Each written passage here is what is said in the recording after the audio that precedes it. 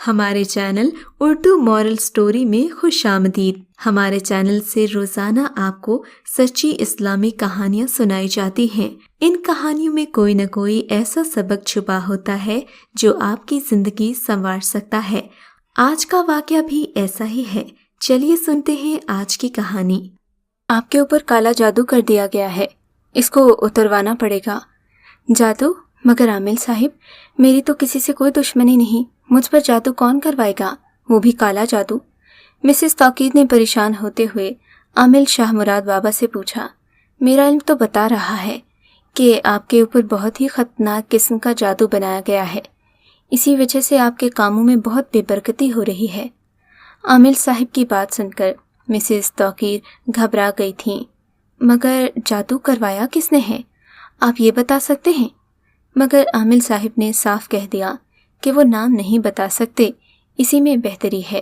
انہوں نے لاکھ بار پوچھنے کی کوشش کی کہ میں اپنے دشمن کو جاننا چاہتی ہوں، مگر عامل صاحب نے اس کی اجازت نہیں دی۔ پھر کچھ دیر سوچنے کے بعد بولے کہ مجھے اپنے استاد سے اس کام کے لیے اجازت لینا پڑے گی اور ان سے روحانی طور پر ملاقات کرنا پڑے گی۔ کام بھی بڑا مشکل ہے، اس میں خرچہ بہت ہوتا ہے، مشک اور عنبر وغیرہ کا استعمال ہوتا ہے۔ موکل کے ذریعے اس بات کا پتہ چلانا پڑتا ہے اور موکل کو بلانے کے لیے بہت سی چیزوں کا استعمال ضروری ہے۔ میں کام کرنے کی فیس تو نہیں لیتا، اپنی خوشی سے دے دو ورنہ اور بات ہے۔ عامل صاحب نے بڑی خوبصورتی سے بڑے خطیر معاوضے کا مطالبہ کر دیا۔ مسز توقیر کو معلوم تھا کہ یہ مختلف چیزیں استعمال ہوتی ہی ہیں۔ ان کو یہ بھی پتہ تھا کہ مشک و عنبر کی قیمت آسمان پر تھی، اور یہ بھی کہ موکلات کو بلانے کے لیے ان کا استعمال ضروری ہوتا ہے، لیکن وہ یہ نہیں جانتی تھیں کہ موکلات کو بس میں کرنا ہر ایک کی بس کی بات نہیں ہوتی۔ یہاں پر تو ہر دوسرا آدمی عامل ہونے کا اشتہار لگا کر بیٹھا ہے۔ مسز توقیر پہلے کبھی ایسے اشتہارات پڑھ کر ہنستی تھیں، لیکن آج حالات نے اس قدر مجبور کر دیا تھا کہ ایک ضعیف الاعتقاد شخص کے سامنے بیٹھی ہوئی تھیں۔ وہ سیدھی سادی اعلیٰ تعلیم یافتہ مگر قدرے مذہبی خاتون تھیں۔ سیکنڈری اسکول میں معلمہ کے فرائض انجام دے رہی تھیں، بڑی ہی مطمئن زندگی گزار رہی تھیں۔ 4 بچے تھے، 2 بیٹے اور 2 بیٹیاں۔ کچھ عرصے سے ان کے مالی حالات سخت خراب تھے۔ شوہر کی فرم کچھ دنوں سے خسارے میں جا رہی تھی اور 8 مہینے سے ان کے سٹاف کی تنخواہ ان پر واجب تھی۔ مسز توقیر کو بڑی مشکل سے اپنی تنخواہ سے گھر کا خرچ چلانا پڑ رہا تھا۔ اسکول میں ٹیچرز آپس میں بے تکلف ہوتی ہیں، سب ایک دوسرے کے حالات سے واقف ہوتی ہیں۔ وہ آپس میں اتنی بے تکلف ہوتی کہ جو گھریلو باتیں سکی بہن کے سامنے نہیں کر سکتی تھیں، سٹاف سے کر لیتی تھیں، چاہے وہ سسرال کی شکایتیں ہوں یا میاں کی بے وفائی کا راز، سب ایک دوسرے پر عیاں ہوتا۔ اس طرح سب ایک دوسرے سے دل کی باتیں کر کے اپنی ٹینشن ریلیز کر لیتی اور ایک دوسرے کو مشورے دیتی۔ مس توقیر بھی انہی دنوں اپنے گھریلو حالات کی وجہ سے بہت چڑچڑی تھیں۔ ایک دن ان کی زبانی تمام حالات سن کر ان کی ایک ساتھی ٹیچر نے انہیں ایک عامل کا پتہ بتایا اور انہیں کہا کہ عامل صاحب نے کافی لوگوں کے مسئلے حل کیے ہیں۔ وہ بھی اس بات پر تیار ہو گئیں کہ ایک بار عامل صاحب سے ملاقات کر لی جائے، جبکہ عامر صاحب نے انہیں ایک نئی ٹینشن میں مبتلا کر دیا تھا۔ بالآخر عامل صاحب کے اصرار پر انہوں نے 2000 روپے نکال کر ان کی طرف بڑھا دیے۔ وہ للچائی ہوئی نظروں سے نوٹوں کو دیکھتے ہوئے بظاہر بے اعتنائی سے بولے، بی بی اس کام میں 5000 سے کم خرچ نہیں ہوتا۔ یہ میری کوئی فیس نہیں، نہ ہی کوئی ہدیہ ہے، یہ میں آپ کے کام کے لیے خرچ کروں گا۔ لیکن میں تو اتنے پیسے نہیں لائی، ویسے بھی آج کل میرے حالات ایسے نہیں ہیں، لیکن آپ کے لیے یہ ضروری ہے، عامل صاحب نے انہیں سمجھانے کا کہا، اور پھر ساتھ ہی یہ کہہ کر انہیں ٹرخا دیا کہ اپنے شوہر سے کہیں کہ وہ باقی رقم کا بندوبست کر دیں۔ مسز توقیر کے شوہر ان باتوں کو ہرگز نہیں مانتے تھے، لیکن عامل بابا بھی پورے ٹھگ تھے۔ انہوں نے آدھی رقم لے کر کام شروع کرنے کا کہہ دیا اور مسز توقیر سے کہہ دیا کہ باقی آدھی رقم 2-4 دن کے بعد لے آئیے گا۔ عامل صاحب کے آستانے سے گھر واپسی کے بعد بھی مسز توقیر کے ذہن میں اپنی نند دیورانی اور بھابھی کا نام گردش کر رہا تھا۔ وہ دل ہی دل میں پیچ و تاب کھاتے ہوئے انہیں کو برا بھلا کہتی رہیں، مگر انہیں بھول کر بھی یہ خیال نہیں آیا کہ عامل نے بتایا تھا کہ جادو کرنے والی کے نام کا پہلا حرف سین سے آتا ہے اور ان کی بڑی بہن کا نام سائرہ تھا۔ میم سے ان کی والدہ मोइना का नाम था और नईमा उनकी नानी है जिनका नाम नून से शुरू होता है। ये सभी हुरूफ आमिल साहिब ने बताए थे। इसके अलावा उनकी बहुत सी सहेलियां और जानने वालियां थीं जिनके नाम सीन, मीम और नून से शुरू होते थे। सबसे बड़ी बात यह थी कि उनका नाम भी मुनीरा से, मीम से शुरू होता था। मगर रिवायती हसद और जलन जो नंद और भाभियों में होती है वो भी उन पर हावी थी। इसी बुनियाद पर वो अपनी नंद, भावज और देवरानी पर सारे इल्ज़ाम लगा रही थीं। बहरहाल आमिल साहिब ने टोटल 5,000 का खर्चा बताया था, मगर 2-3 हफ्तों के अंदर उनके तकरीबन 20,000 खर्च हो गए। लेकिन उनके बावजूद उनके मसाइल जूं के तूं थे। जब तौकीर साहिब के ऑफिस के मसले का भी कोई हल न निकला तो मिसेस तौकीर मजीद कर्ज में फंस गई। मिसेस तौकीर का यहाँ तो काम न बना, आमिल साहिब पैसों पर पैसे मांगते रहे। मिसेस तौकीर का काम न हुआ तो मायूस होकर वो एक और आमिल के पास चली गई जिनके बारे में इन्होंने सुन रखा था कि ये पक्का काम करते हैं। अब तो इन्होंने एक नई उम्मीद बांध ली। लेकिन मज़े की बात यह थी कि मिसेस तौकीर के शौहर जिनके लिए ये अमलियात करवाए जा रहे थे, उनके फरिश्तों को भी खबर नहीं थी कि उनकी बेगम क्या कमालात कर रही थी। वैसे खैर तो इसी में थी कि उन्हें कुछ खबर न होती, वरना मिसेस तौकीर का बसा हुआ घर उजड़ जाता और वो अपनी बीवी को कभी भी माफ़ न कर पाते। मिसेस तौकीर का ज़्यादातर वक्त और पैसा अब एक और नए आमिल साहिब के चक्कर में खर्च हो रहा था। अब तो जब देखो मोबाइल पर हिदायत, मुतालबे और मशवरे होते। इन मुतालियात और मुतालबात के बाइस वो घर से दूर होती जा रही थीं। घर की मालकिन बेगानी हो जाए तो घर की हालत तो बिगड़ेगी ही। इन हालात ने तौकीर साहिब को और ज़्यादा चिड़चिड़ा बना दिया। बजाय इसके कि वो अपने शौहर की परेशानियों को शेयर करती, मियाँ से उनकी शिकायतों का सिलसिला जारी रहा। इन हालात की वजह से बच्चे भी परेशान थे, सो इनकी तालीमी मसरूफियात पर बहुत बुरा असर पड़ा।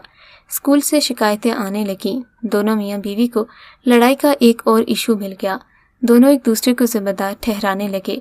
मिसेस तौकीर को अब आमिल हजरात को पैसे देने के लिए साथ ही टीचर से कर्ज मिलना भी बंद हो गया था।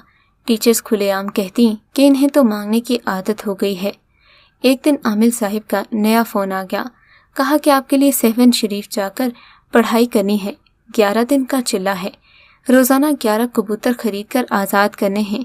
इसके अलावा पढ़ाई के लिए भी जिन चीज़ों का खर्चा दरकार है वो मैं आपको बता देता हूँ। मिसेस तौकीर ने हिसाब लगाया तो खर्चा हज़ारों में था। वो इतना खर्चा भला कहाँ से करती। असल मसला तो पैसों की कमी का था, जिसे पूरा करने के लिए इन्होंने आमिलों का सहारा लिया था। इन्होंने इस बात का तज़किरा उस टीचर से किया जिसने नए आमिल का पता बताया था। टीचर ने सारी बात सुनकर कहा, भाई ये खर्चा तुम्हें करना ही पड़ेगा, आखिर काम भी तो हो रहा है, और अगर नहीं हो रहा तो जल्दी किस बात की, पहले अमल तो पूरा होने दो। अमल पूरा होने का खर्चा कहाँ से लाऊं? मिसेस तौकीर ने जिद होकर कहा, भाई ये तो तुम्हारा अपना मसला है। ये कहकर वो उठकर चल दी। मिसेस तौकीर ने सोच समझकर आमिल साहिब को फ़ोन पर बताया कि मैं खर्चा करने की पोजीशन में नहीं हूँ। आमिल साहिब ने कहा कि आपको इंतज़ाम करना पड़ेगा, मैं सारे अमल की तैयारी कर चुका हूँ। उनके लहजे में धमकी थी। अब तौकीर बेगम को अंदाज़ा हो गया था कि वो बड़ी दलदल में फंस रही हैं। इन्होंने मज़ीद कुछ कहे बगैर फ़ोन रख दिया। मगर 2-3 दिन की खामोशी के बाद एक दिन फिर आमिल साहिब का फ़ोन आ गया। बीबी, पैसों का इंतज़ाम हुआ कि नहीं? पीर साहिब, आपको बताया तो था कि मैं अब कुछ नहीं कर सकती, मिसेस तौकीर ने साफ कहा। मगर बीबी, मैं तो आपके काम में फंस गया हूँ। जब तक मौकिल काम मुकम्मल नहीं करेगा मुझे भी परेशान करता रहेगा। आप अमल को बीच में अधूरा मत छोड़ें, वरना। मगर मेरे लिए इतना खर्चा करना मुमकिन नहीं है पीर साहिब। मेरे पास जेवरात तो नहीं है जो मैं फ़रोख्त कर दूँ। अगर होते तब भी नहीं कर सकती थी। बीबी, आप मुझे क्यों फंसा रही हैं? देखें आपके पास गाड़ी भी तो है, वो फ़रोख्त कर दें। ये सुनकर तो मिसेस तौकीर उछल पड़ी। उन्हें कैसे मालूम हुआ कि शौहर की गाड़ी मेरे नाम है? वो दिल में सोचते हुए बोली, ये भी नामुमकिन है। तो फिर बीबी आप ऐसा करें, मकान भी तो आपका अपना है, उसके कागजात पर कर्जा ले लें। आजकल बैंक से आसानी कर्जा मिल जाता है। अब तो मिसेस तौकीर का सब्र जवाब दे गया। इन्होंने बड़ी सख्ती से कहा, आप आमिल हैं या ठग? कैसी बातें कर रहे हैं? मुझे आपसे काम नहीं करवाना, बस ये मामला ख़त्म कर दें। मैं काम शुरू करके बीच में नहीं छोड़ सकता। आमिल ने फिर धमकी दी, आपको तो ये खर्च उठाना ही पड़ेगा। मैं आपका ये नंबर अपने शौहर को दे रही हूँ, اب آپ سے وہی بات کریں گے۔ مسز توقیر نے یہ کہہ کر فون بند کر دیا اور پھر اس سم کو نکال کر پھینک دیا جس سے وہ عامل حضرات سے رابطہ کرتی تھیں۔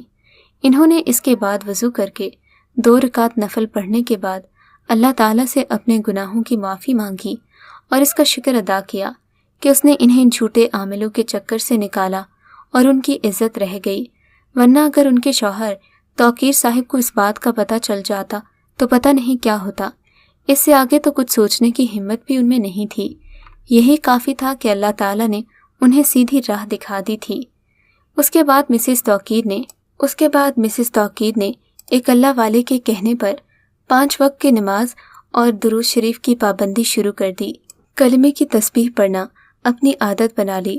وہ روزانہ عشاء کے بعد 2 رکعت نفل حاجت کے پڑھتیں اور اپنے حالات سدھرنے اور زندگی میں آسانی کی دعائیں کرتیں۔ مسز توقیر کے گھر کی اوپر والی منزل پر 2 کمرے بنے ہوئے تھے۔ انہوں نے توقیر صاحب کی اجازت سے اپنی ایک ساتھی ٹیچر کو اوپر والا پورشن کرائے پر دے دیا تو کچھ اضافی آمدن ہونے لگی۔ پھر گورنمنٹ نے نئی ٹیچرز کا اسکیل ریوائز کیا تو ان کی تنخواہ بھی بڑھ گئی۔ پھر اللہ کے کرم سے رفتہ رفتہ ان کا قرض بھی ادا ہو گیا۔ پھر ایک روز توقیر صاحب خوشی خوشی گھر میں داخل ہوئے اور بیوی بچوں کو یہ خوشخبری سنائی کہ ان کی کوششوں سے کمپنی کو ایک ملٹی نیشنل کلائنٹ مل گیا۔ اب ہماری کمپنی یوں سمجھو کہ پھر اپنے عروج اور کامیابی کے دور کی جانب سفر کرے گی۔ ہماری کمپنی کے حالات جب خراب تھے تو بہت سے لوگ کام چھوڑ کر چلے گئے تھے، مگر میں نے ان کا ساتھ نہیں چھوڑا تھا۔ میرے اس کام اور عمل سے خوش ہو کر مالکان نے مجھے اور ترقی دے دی اور آئندہ 1-2 روز میں مجھے نئے عہدے کی تنخواہ بہمِ سابقہ بقایا جات ادا کر دیے جائیں گے۔ مسز توقیر یہ خوشخبری سنتے ہی فوراً ہی شکرانے کے 2 نفل پڑھنے چلی گئیں۔ سچ ہے، اللہ بڑا بے نیاز ہے، وہ اپنے بندوں کو جب چاہے جیسے چاہے نواز دیتا ہے، اور پھر جب بندہ آزمائش پر پورا اترتا ہے تو اسے نوازتا بھی خوب ہے۔ اگر آپ کو آج کا یہ واقعہ پسند آیا ہے تو اس ویڈیو کو لائک ضرور کیجیے اور اس طرح کے مزید قصے سننے کے لیے ہمارے چینل اردو مورل سٹوری کو سبسکرائب ضرور کیجیے۔